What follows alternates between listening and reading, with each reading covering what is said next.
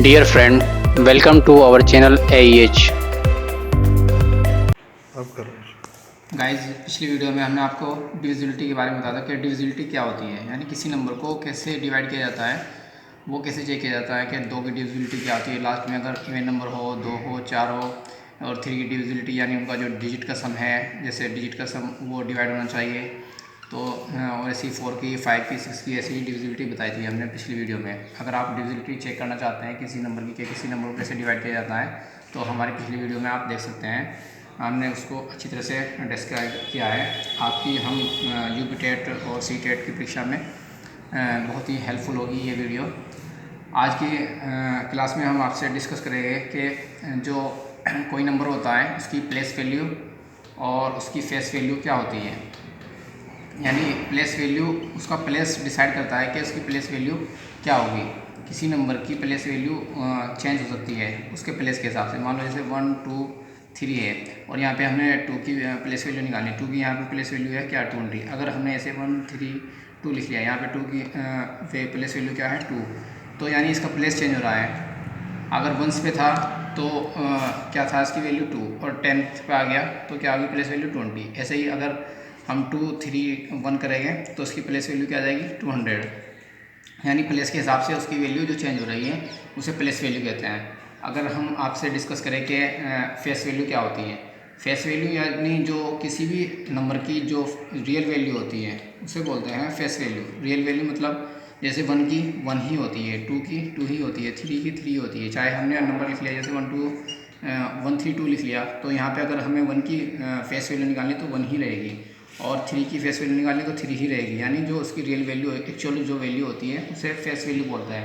Place value और real value, जो place value और फेस वैल्यू में हमने आपको बता दिया कि प्लेस वैल्यू किसी प्लेस के हिसाब से डिसाइड होगी कि कहाँ पे रखा है, 1 पे रखा है, 10 पे रखा है, 100 पे रखा है, यानी इकाई पे रखा है, दहाई पे रखा है, सैकड़े पे रखा है, तो उसकी फेस वैल्यू चेंज हो सकती है। और फेस वैल्यू चेंज नहीं हो सकती। प्लेस वैल्यू आप चेंज कर सकते हो, ये चेंज नहीं हो सकती हैं। अब हम आपसे डिस्कस करेंगे कि HCF के बारे में, HCF और LCM के बारे में। HCF क्या होता है, हाईएस्ट कॉमन फैक्टर होता है। हाईएस्ट कॉमन फैक्टर मीन्स क्या होता है, यानी कोई अगर नंबर ले लिया आपने तो उनमें कॉमन हो और फैक्टर उनका फैक्टर हो, यानी कॉमन होना चाहिए, हाईएस्ट कॉमन फैक्टर कहलाता है। जैसे हमें बताया जैसे 15, 20 और 15, 20, 60 में आपको क्या निकालना है, हाईएस्ट कॉमन फैक्टर निकालना है। तो इसका तरीका क्या होता है, आपको 15 को अलग से फैक्टर करने पड़ेंगे। इसके 3 से करेंगे तो क्या हो जाएगा 5, और 5 से करेंगे क्या हो जाएगा 1। ऐसे ही 15 के फैक्टर करेंगे तो 15 के फैक्टर क्या हो जाएंगे, 3 से करेंगे 5, और 5 से ऐसे ही 20 के फैक्टर करेंगे। 20 के फैक्टर करेंगे तो क्या करेंगे, 2 से करेंगे 10 हो जाएगा, फिर 2 से करेंगे क्या हो जाएगा 5 हो जाएगा, फिर 5 से करेंगे क्या हो जाएगा 1 हो जाएगा। ऐसे ही 60 के फैक्टर करेंगे। 60 के फैक्टर 2 से स्टार्ट करेंगे क्या हो जाएगा 30 हो जाएगा, फिर 2 से स्टार्ट करेंगे फिर 15 हो जाएगा, फिर 2 से नहीं कटेगा क्योंकि लास्ट में 5 है, और डिविजिबिलिटी रूल चेक करेंगे तो 0 और 5 है, तो 0, 5 जिसके बीच में होता है वो 5 से डिविजिबल होता है, तो 5 हो जाएगा। ऐसे ही 5 से 5 का 3 आ जाएगा, और फिर 3 से डिविजिबल करेंगे से 3 बन जाए 3।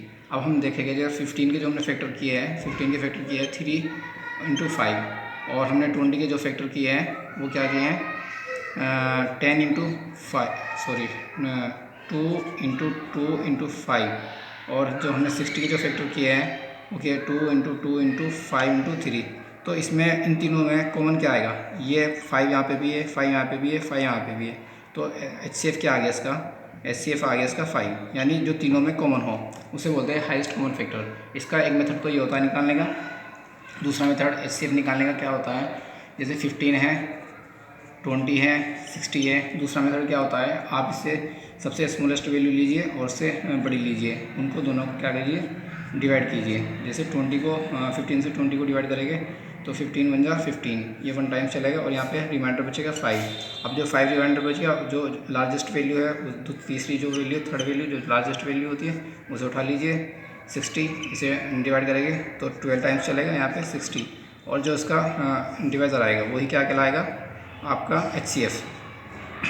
जो लास्ट वाले से आप जिससे डिवाइड करोगे वही उसका क्या कहलाएगा HCF। ये दूसरा मेथड ये होता है, ठीक है।